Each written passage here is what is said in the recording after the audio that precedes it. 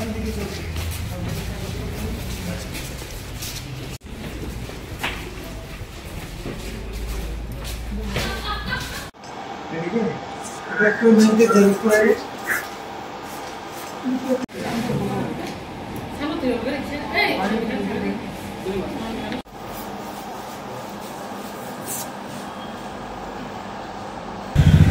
আটক করা হয়েছে?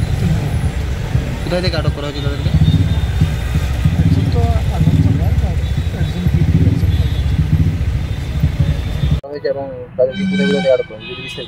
এই পর্যন্ত 3 জন অ্যারেস্ট হয়েছে, একজন আগরতলা, একজন দিল্লি, একজন কলকাতা থেকে। কি কেসে তাদেরকে আটক করা হয়েছে? জিরানিয়া রেলের যে স্কোপ পাওয়া গেছে সেই কেস। তিনজনে কি মানে রাজ্যের না বহিরেছে? একজন দিল্লির, 2 জন আগরতলা। তাদের নামগুলা? অরুণ কুমার ঘোষ, রাজীব দাশগুপ্ত, হিমাংশু ঝা। তিনজনে কি এখন ত্রিপুরাতে রয়েছে না বাইরে কি আরো আনা হবে? 2 জনে আগরতলায় এখন। আর কি কেউ এই কেসে কিছু আপডেট রয়েছে? বাকিরা বলা যাবে না, ইনভেস্টিগেটিং ম্যাটার।